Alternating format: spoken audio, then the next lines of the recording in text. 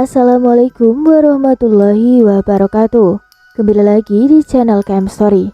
Pada kisah kali ini, Mimin masih membawakan cerita yang ditulis oleh Kak Doni. Cerita ini diberi judul Kisah Nyata Sirik Santet Restoran. Tak pernah lupa, Mimin mendoakan sahabat pendengar sehat selalu dan dilimpahkan rezekinya. Amin ya rabbal alamin. Dan jangan lupa untuk selalu mendukung channel ini dengan cara like, komen, dan subscribe. Terima kasih. Baiklah, langsung saja kita masuk ke ceritanya dan selamat mendengarkan.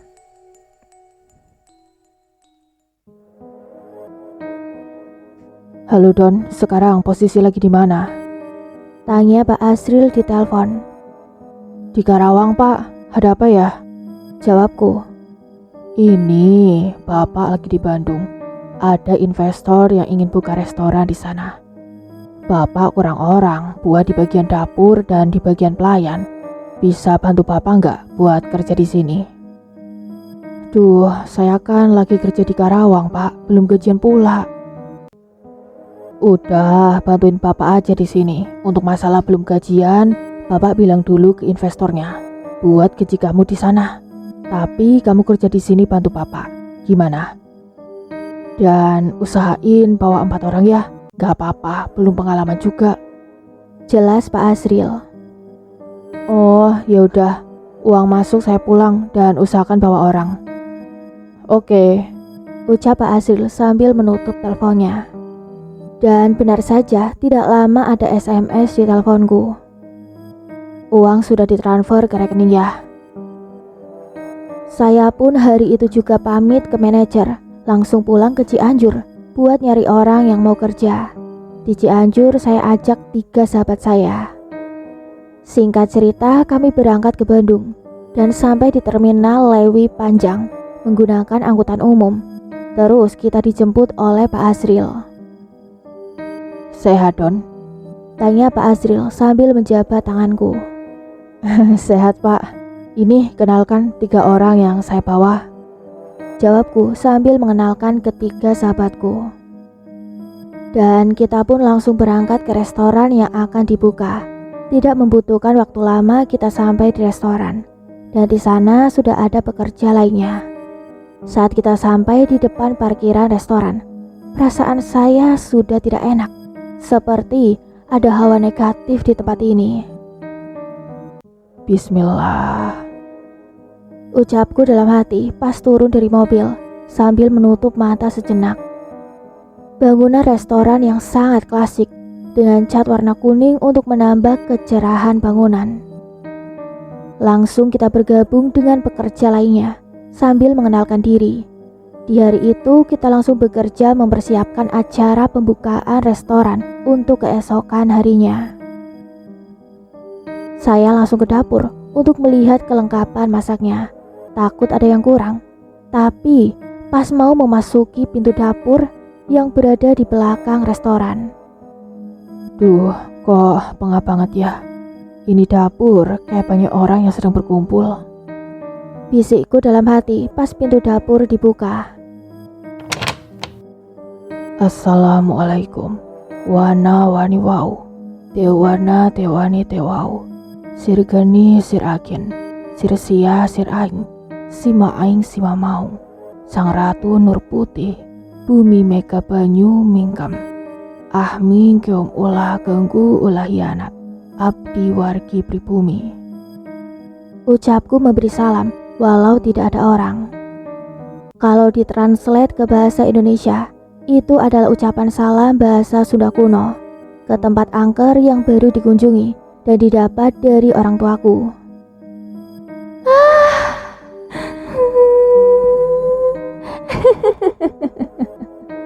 Seketika terdengar suara teriakan, tangisan, dan tertawaan.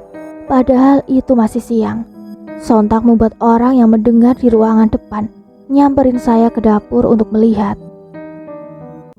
Ada apa Don? Barusan Bapak dengar sesuatu? Tanya Pak Asril.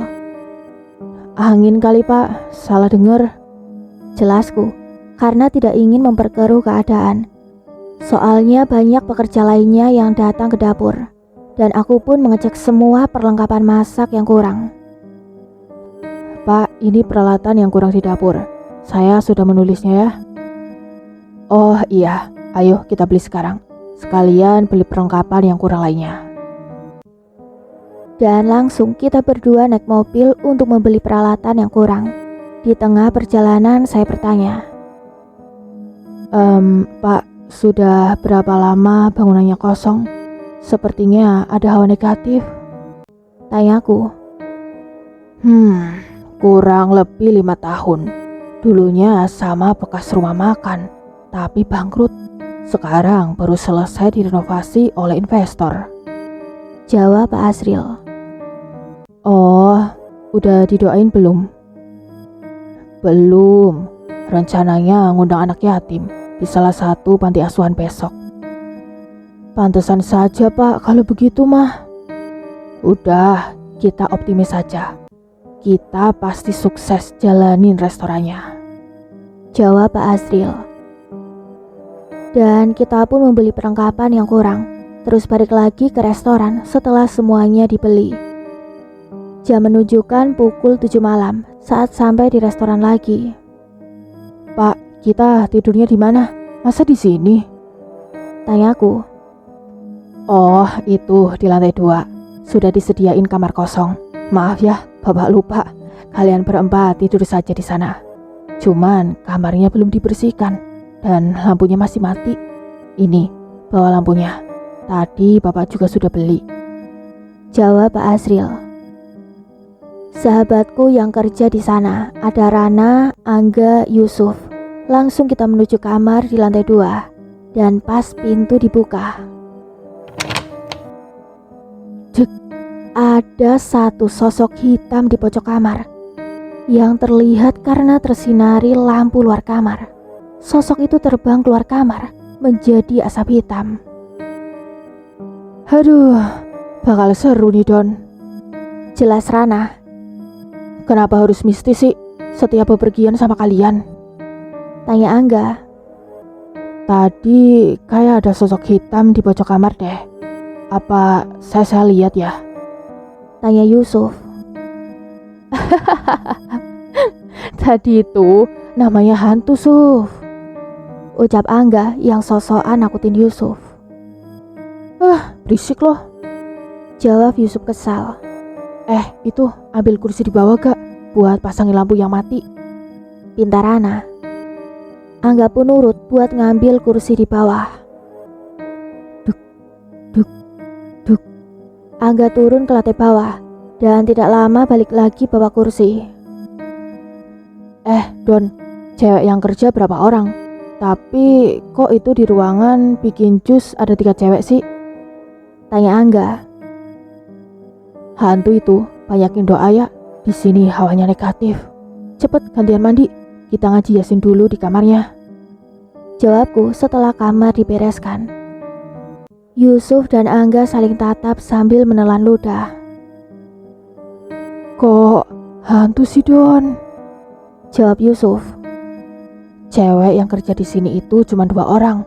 Terus satu lagi siapa kalau bukan hantu? Jawab Rana.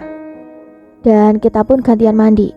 Pertama saya dan Rana, terus Angga, terakhir mandi itu Yusuf.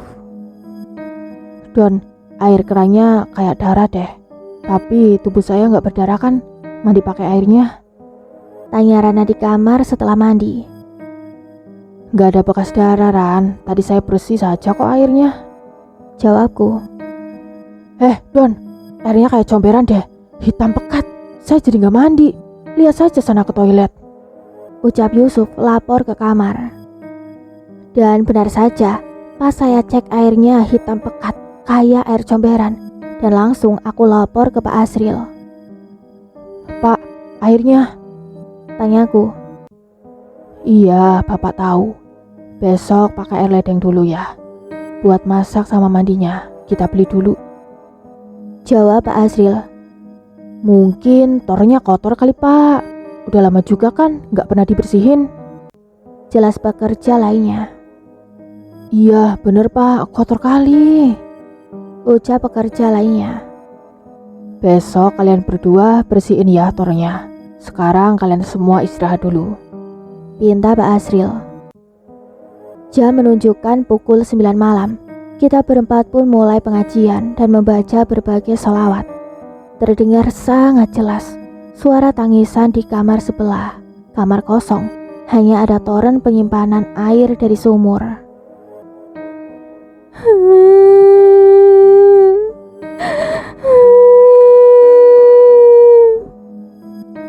Suf, coba lihat di kamar sebelah deh. Keren loh pastinya. Ucap Angga. Apaan sih lo gak? Lihat aja sendiri kalau berani. Jawab Yusuf. Penakut lu Suf. Ucap Angga sambil keluar kamar. Sok-sokan berani sambil membuka pintu kamar sebelah karena tidak terkunci. Tidak lama Angga balik lagi dengan wajah yang sangat pucat pasi. Dia langsung duduk di samping Rana tanpa mengucapkan sepatah kata pun. Lihat apa enggak? Tanyaku. Kamu suruh pergi aja dong. Kalau enggak, sekarang juga saya mau pulang ke rumah. Enggak jadi kerja di sini. Jawab Angga terpatah-patah. Dasar lu mental tempe, sok-sokan berani. Ucap Rana sambil bangun untuk mengecek kamar sebelah. Suara pintu kamar setelah dibuka oleh Rana. Don, sini, teriak Rana. Ternyata ada satu sosok pocong berkulit wajah sangat hitam pekat. Mata yang merah melotot ke arah kita. Udah, tutup lagi pintunya Ran, ucapku ke Rana. Dan pintu kamar ditutup lagi. Kita berdua balik lagi ke kamar. Udah gak ada, lihat aja sendiri, ucap Rana ke Angga.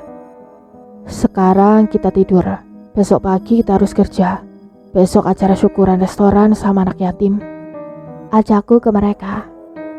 Oh iya, Ran, besok kamu kerja siapin minuman. Dan setelah buka, kamu kerjanya bagian minuman. Yusuf sama Angga kerja bagian pelayan ya. Jangan bilang tidak bisa. Nanti saya ajarin sama Pak Asril. Jelasku sebelum tidur. Subuh pun tiba. Ternyata banyak yang sudah bangun. Setelah selesai sholat subuh, saya pun ke dapur buat masak. Dan saat dicek lagi keran air, airnya putih jernih tidak seperti semalam. Saya masak tidak sendiri, tapi ada satu orang Padang dan satu orang Cipanas yang sudah biasa masak di restoran Padang. Setelah masak selesai, benar saja datang banyak anak yatim yang telah diundang sebelumnya untuk mendoakan restoran agar diberi kelancaran saat buka besok. Acara pun selesai, kita semua kembali mempersiapkan untuk acara pembukaan besok. Terutama tebar brosur, pasang baligo ke berbagai tempat. Singkat cerita, hari pun berganti.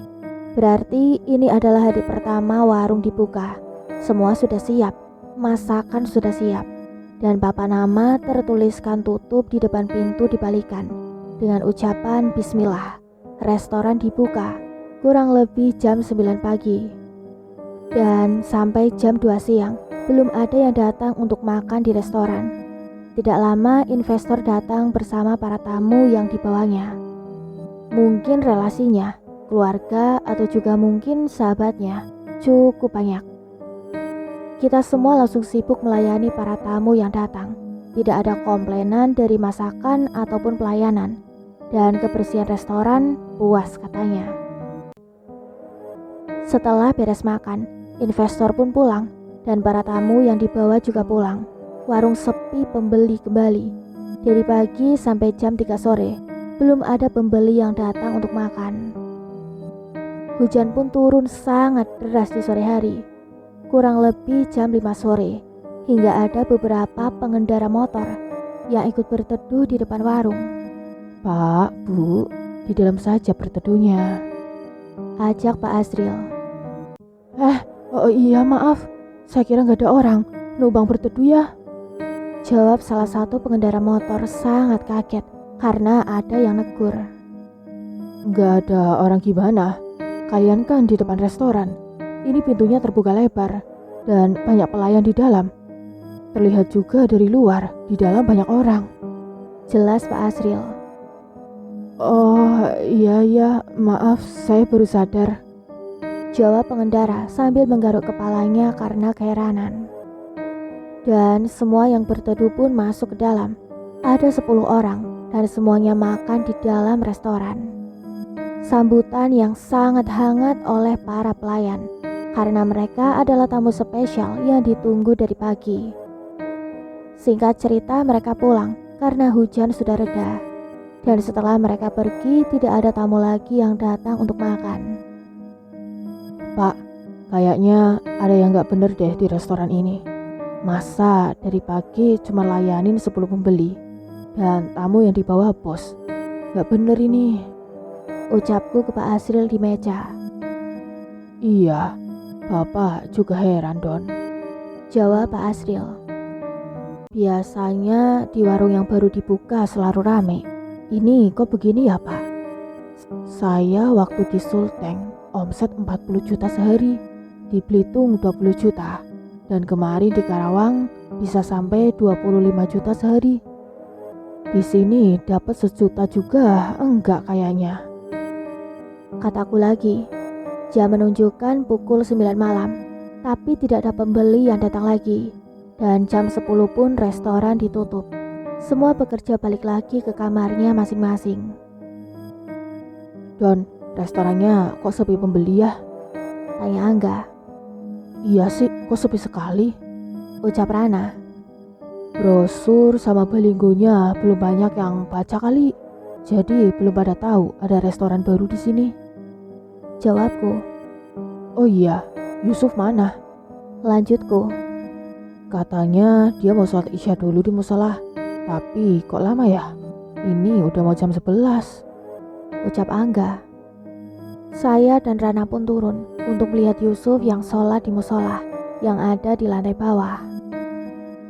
Itu si Yusuf. Kenapa? Sujudnya kok kayak gitu? Kakinya gemeteran lagi. Tangannya bukan ke sajadah. Malah nutupin muka. Ucap Rana sambil tertawa cekikikan.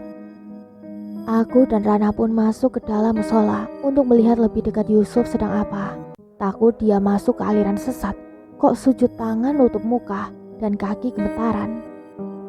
Suf, ucapku sambil menepuk pundaknya. Pocong wajah hitam, ucap Yusuf sambil menangis dan memelukku. Oh, Cup anak mama, kasihan ya menangis. Ledek Rana. Tadi ada pocong di depan pintu luar musola, Don. Jelas Yusuf sambil menangis. Udah, nggak ada kok. Beres belum sholatnya? Tanyaku. Udah beres, Don. Jawab Yusuf.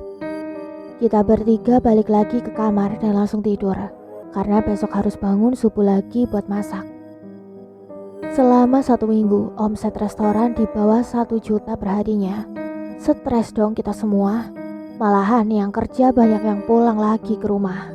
Mereka pada pulang karena sadar mau kebagian gaji berapa kalau sistemnya bagi hasil. Pak, gimana? Padahal semua cara telah dilakukan. Promosi, tebar brosur, dan pasang baliho ditempel di berbagai tempat. Tanyaku ke Pak Asril. Iya, Bapak juga sangat aneh. Baru pertama kali kejadian seperti ini, Don. Restoran sangat sepi. Malahan, Bapak tanya ke warga sekitar. Katanya nggak lihat restoran buka. Yang mereka lihat, rumah angker yang terbengkalai. Gimana kalau dicoba doain ke Ustadz, Pak? Barangkali ada yang nutup penglihatan yang mau beli ke sini. Saranku. Udah, Don. Bapak dan bos sudah datangi Ustadz. Tapi lihat sendiri kan pembeli masih sepi. Malahan setiap malam Bapak suka lihat penampakan. Lah, kirain cuman saya aja yang lihat, Pak. Pak, kalau saya minta bantuan orang tua saya supaya main ke sini gimana? Bapak bisa bukan? Tanya Pak Asril. Enggak bisa, Pak. Tapi bapakku pasti bantu kalau anaknya sedang kesulitan. Bentar ya, saya telepon bos dulu, Don. Setelah menelpon sama bos, Pak Azril ngobrol lagi sama saya di meja. Don, bapak kamu bawa saja. Untuk ongkos ke sini dan pulang lagi ke rumah ditanggung bos katanya. Ucap Pak Azril. Oke pak, saya telepon orang tua saya dulu. Jawabku sambil meninggalkan Pak Azril. Jam 10 restoran tutup dan kita balik lagi ke kamar untuk tidur. Ran, besok kamu pulang dulu ke Cianjur. Beritahu bapakku tentang semua yang terjadi di sini. Bilangin bos nyuruh datang ke sini. Ongkosnya besok diambil di kasir. Ucapku ke Rana. Wih, bakal rame nih. Iya, besok saya pulang dulu ke Cianjur. Tapi nginep dulu semalam di sana ya. Jawab Rana. Oke deh, siap. Singkat cerita, keesokan harinya Rana pulang dan nginep 1 malam di Cianjur. Terus balik lagi ke Bandung bersama bapakku. Pas turun dari angkot, Rana langsung masuk untuk memberitahu saya dan Pak Azril bahwa bapakku ikut ke restoran. Saya dan Pak Azril pun langsung keluar restoran untuk menyuruh bapakku masuk ke dalam. Karena bapakku masih berdiri di pinggir jalan. Sekarang kalian lihat dari sini. Ucap bapakku. Yang saya lihat adalah bangunan rumah yang berlumut dan banyak rumput liar yang menempel di dinding bangunan. Terlihat sangat angker. Ini bapak nggak salah lihat kan Don? Tanya Pak Azril. Berarti dia juga melihat sama seperti yang saya lihat. Ayo masuk ke dalam. Ajak bapakku. Takut saya pak. Jawab Pak Azril. Takutlah sama Allah saja pak. Kenalkan, nama saya Dadan, bapaknya Doni. Bismillah saja, tidak akan terjadi apa-apa. Ucap bapakku sambil mengenalkan diri. Azril, salam kenal pak. Maaf ganggu waktunya. Bapak jauh-jauh dari Cianjur untuk datang ke sini. Jawab Pak Azril. Saya datang ke sini karena anak saya dalam kesulitan. Orang tua mana yang tidak ingin membantu anaknya yang sedang dalam masalah, Pak? Jelas bapakku. Bener, Pak. Kita semua di sini dalam masalah yang besar. Pantas saja warung sepi.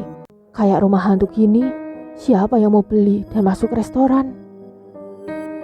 Ya sudah, tutup mata kalian berdua. Sebelum saya suruh buka, jangan dulu dibuka matanya. Pinta bapakku.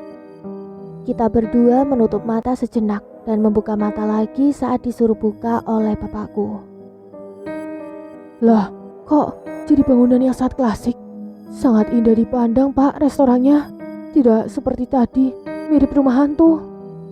Ucap Pak Azril. Ayo ke dalam, makan dulu, istirahat dulu, Pak. Ajak Pak Azril. Kita bertiga masuk ke dalam restoran. Bapakku istirahat di kamar. Nanti malam saja kita doainya, Pak sudah tutup. Tidak perlu dijelaskan lagi, Pak. Saya istirahat dulu. Ucap bapakku ke Pak Azril. Tepat jam 12 malam, bapakku meminta semua pekerja restoran untuk melakukan doa bersama di ruang tengah. Saat melakukan doa bersama, terdengar sangat jelas betapa banyak jeritan oleh makhluk tanpa wujud. Selesai doa bersama, kurang lebih jam 1 malam, dan kita semua pun kembali ke kamar untuk istirahat. Bapak sama Angga mana, Ran? Tanyaku menanyakan bapakku yang belum ke kamar. Mau mindahin dulu pocongnya, dipindah ke bambu haru kuning yang dibawa dari rumah. Susah nyari bambu kuningnya, soalnya harus ada 3 baris warna hijau di bambu kuning tersebut. Jadi kita itu nggak ngusir begitu saja. Dia warga asli sini, pocong spesial itu. Minta rumah buat tempat tinggal. Tukeran katanya. Dia di bambu, kita di restoran. Jelas Rana panjang lebar. Kok kamu bisa tahu sih, Ran? Tanya Yusuf. Itu juga kan kata bapaknya Doni, Sup. Mungkin kontak batin dulu. Pas kemarin di Cianjur tuh, pocong sama bapak kamu, Don. Jelas Rana. Ya udah, mudah-mudahan diijabah Allah. Besok restoran ramai pembeli. Jawabku. Amin. Jawab mereka berdua. Kita pun tidur, tidak menunggu Angga dan bapakku selesai dengan urusannya. Mindahin banyak hantu penghuni restoran. Subuh pun tiba, saya dan semua orang bangun untuk mengerjakan kerjaan masing-masing. Masakan sudah siap jam 8 pagi, dan semua pekerja sudah siap melayani jika ada tamu yang datang. Don, warung bukannya jam 8 lebih 5 menit 30 detik. Sekarang kamu ke depan pintu masuk. Jangan dulu dibuka sebelum waktunya pas. Ucap bapakku. Aku hanya menurut tanpa banyak bertanya dan menunggu waktu pas sambil melihat ke jam tangan. Bismillah. Ucapku pas buka pintu masuk restoran. Suasana dan udaranya seperti lagi di puncak gunung. Saat ku buka pintunya, hawa yang sangat sejuk dan tenang dengan desiran aura angin positif yang masuk ke dalam restoran. Kekuatan doa yang dikabulkan Tuhan saat itu. Belum 10 menit berselang, pelanggan pertama datang, dan jam 1 siang, semua masakan sudah ludes terjual. Saya dan yang lainnya harus masak lagi. Dan sebelum maghrib sudah habis lagi, dan masak lagi juga. Di hari itu omset meningkat drastis.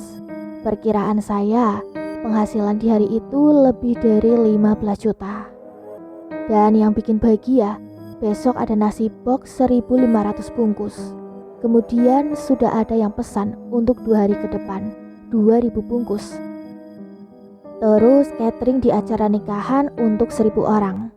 Semua pesanan dipesan pas hari itu setelah bapakku datang. Sebenarnya bos dan Pak Asril meminta untuk bapakku tinggal beberapa hari. Tapi bapakku pulang di hari itu juga. Penghasilan per hari jadi meningkat drastis. Kita berempat tidak lama kerja di Bandung. Semua penampakan tidak menampakkan wujudnya lagi. Maupun tangisan, teriakan, semua aura negatif hilang dan warung jadi rame. Demikian akhir kisah ini. Mohon maaf atas segala kekurangan. Terima kasih banyak atas doa dan support sahabat pendengar Camp Story. Semoga sehat selalu dan lancar rezekinya. Tunggu kisah lainnya di video selanjutnya. Mimin pamit undur diri. Wassalamualaikum warahmatullahi wabarakatuh.